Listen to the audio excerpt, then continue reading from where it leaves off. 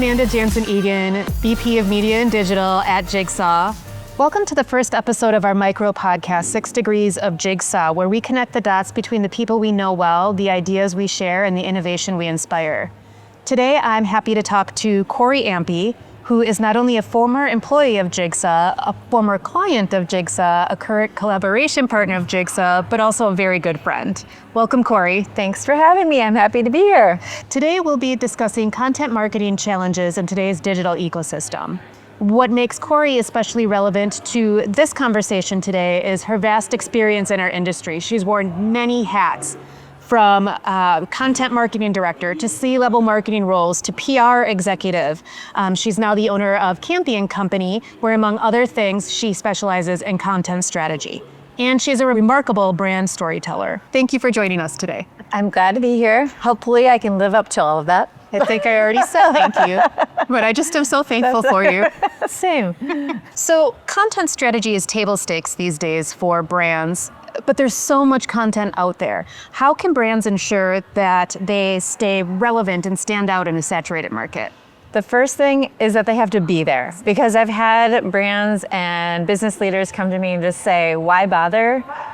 It feels like there's a lot of noise out there. It feels like it's so competitive. I'm just not going to be there. No one's paying attention anyway. And that could not be further from the truth. Especially in social media, people lurk and they consume whether you know it or not.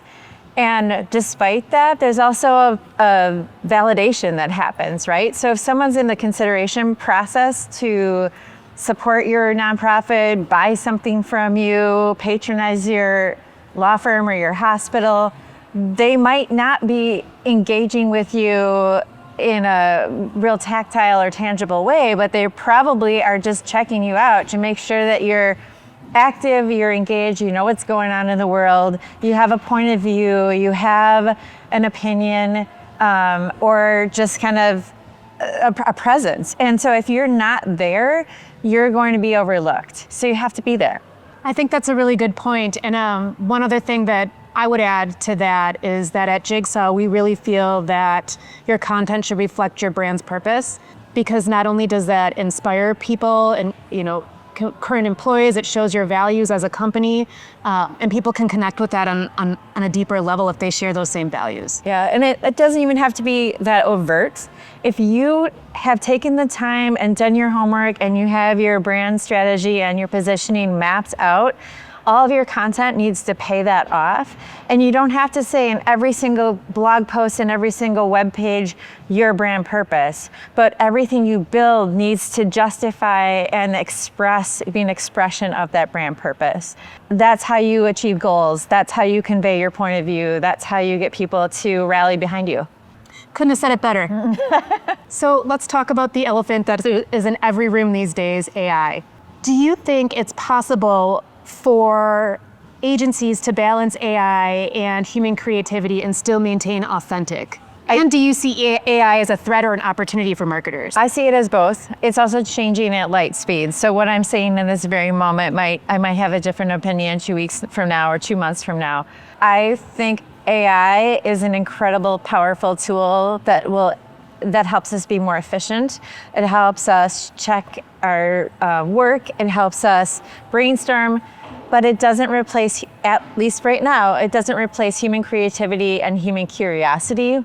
If you know how to write the proper prompts and work with the technology to achieve your goals, first you gotta know what those goals are.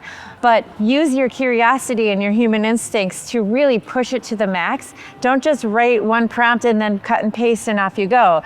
That is not authentic content. But if you wanna use it and truly use it as a tool, you need to push it. And you need to push it against your brand purpose and against your objectives and reject it and edit it.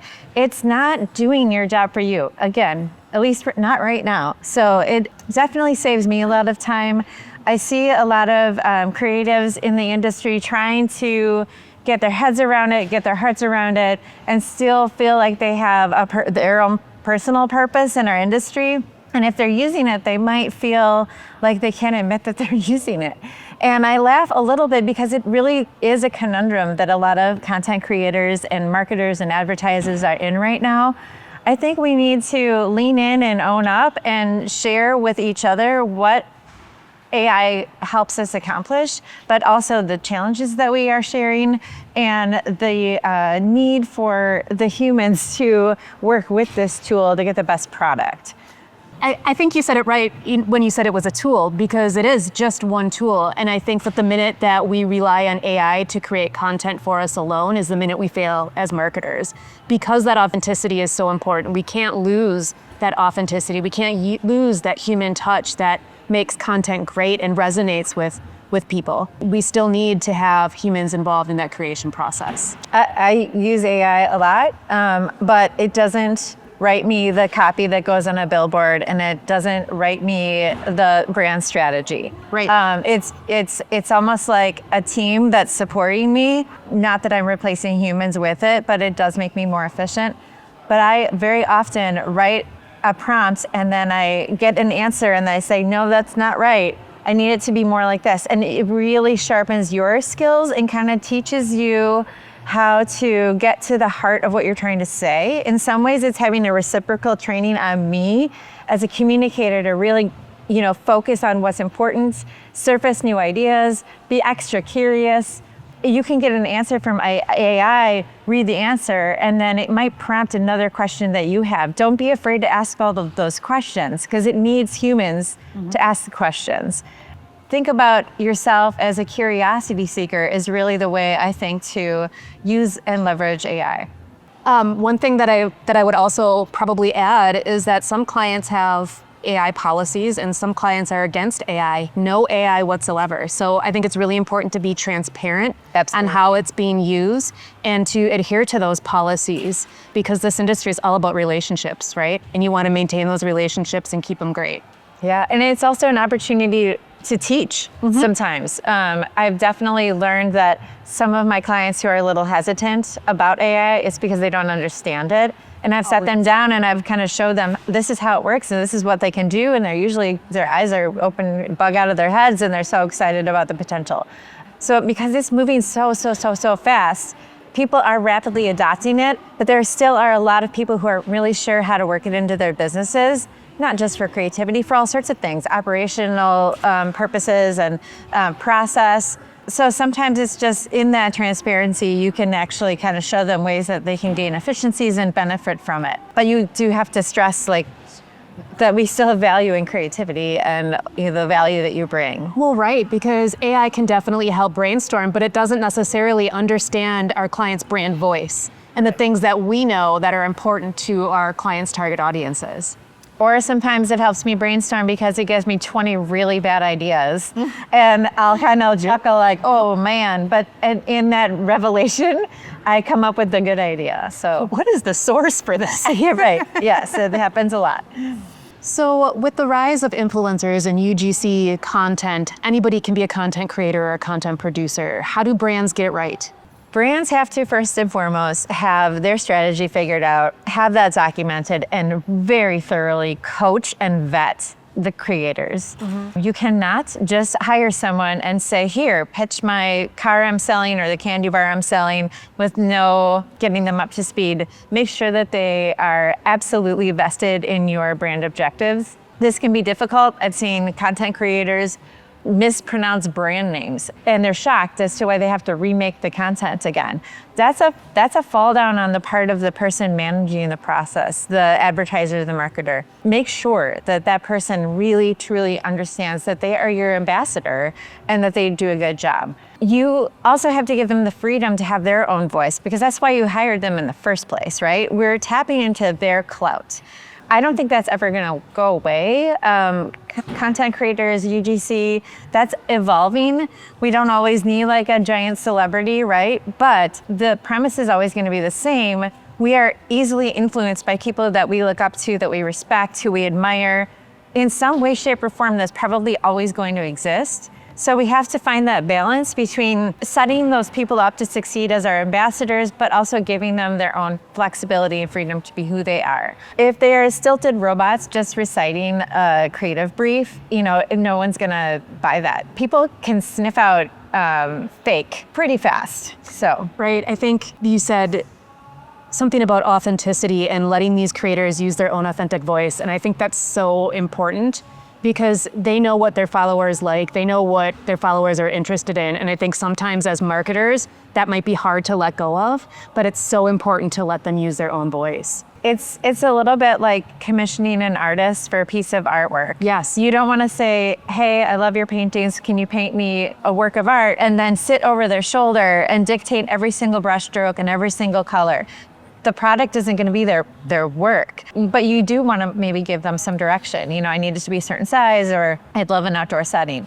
You have to just figure out how to art direct them just the right amount. I think one of the other things that helps brands get it right in choosing their partners for UGC or influencer marketing is really taking a look at the community that they've built. Sometimes that doesn't mean a macro creator that has thousands and thousands of followers. Sometimes those creators with smaller communities are more beneficial and more helpful to brands. So, you know, do your research. Yeah, I mean, truly, community is an asset to a brand.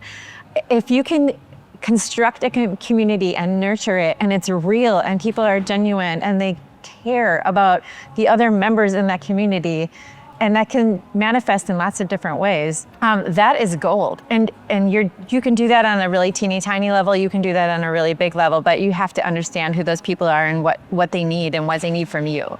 Something else to consider is you can go out of the house for your influencers and your UGC content creators, but you might want to also look inside and see if you have someone who's particularly good on camera with a strong point of view, who is charismatic, influential, whatever it is that you need to accomplish your goal, and then pair that with an outside content creator or UGC creator, and then put them together and run that as a campaign, and that can give each other, you know, a boost. Yeah, I think some of the great campaigns that we've run for our clients have our in-house marketing plan that we've been doing, our in-house content that we create, our social ads, and it's complemented by this UGC and influencer marketing that's in the market at the same time. It really adds that message frequency to the campaign and that trusted credibility through the influencers and UGC. So along with the content strategy, brands need to be out there consistently to make an impact. Do you think that the pressure to consistently produce content is sustainable for most brands? No, because it's self-imposed. And I think the mistake people make is that they aim for quantity over quality. If you can't consistently push content out that answers a question in a useful, truly useful way, or helps somebody in your target audience, don't do it. I'm not saying don't be there. I'm saying lessen the frequency, lessen the strain, really be true to your team and look at what's possible, you know, what's feasible for you to pull off, because you can't just put out worthless fluff. That's the noise that everyone's always complaining about. Maybe you can't post every single day and a different piece of content for every single platform. That's okay, as long as you're looking at your goals, who you're influencing and where they're at, and then maybe take a look at your resources available. That could be anything from people power to budget. And then maybe you're actually only posting twice a week, but it's a higher level of quality and better content that actually helps people. That's a much better strategy. Quality over quantity. Yeah. I also think in some instances, having a trusted partner like an agency to help manage that. We have clients that we are the sole creators of their content. We post organically, we do paid buys, and we follow a whole content strategy and calendar that we've put together. We've recently worked on one together. We did one, yeah. It was fun. So, you know, if you can't handle it internally, have a trusted partner that knows your brand inside out and can handle this for you. So as an agency, Jigsaw excels at really making a difference for brands in the service industries. So think healthcare, finance, nonprofits. Our why is we win for brands that can't afford to lose. These brands that we work with, brand experience is everything. You cannot fail at that. How does content help with the brand experience? I'm gonna get personal for a second. I am a person who loves to help. I over-volunteer and raise my hand too much and get in trouble for it all the time. I think there's a reason why my personality type is drawn to this business, and I see a lot of people who are like me who also are working in content. That's because we exist to solve problems, answer questions, and truly be helpful. And to really provide a good and true and genuine brand experience, you are helping somebody. You're providing value. You're answering a question. You're helping surface a new idea. You aren't just there to talk about yourself. You're always thinking about the experiences of the people who are your patrons, or your supporters. And we have to think more about them and the power in content and how useful it can be, more so than just cranking out dribble. It has to be purpose-driven, it has to be thoughtful, it has to be strategic, but above all, it has to be useful. If you're not actually helping someone, then you're not doing good marketing. Period. Well, thank you, Cory, for this insightful discussion. It's always great talking to you. Jigsaw will be bringing you monthly installments of the 6 Degrees of Jigsaw micro podcast on various marketing topics where we connect the dots between the people we know well, the ideas we share, and the innovation we inspire. If you have an idea that you'd like us to cover, please reach out. You can hear more about our conversation with Cory and additional podcasts at our website, jigsawllc.com/6degrees.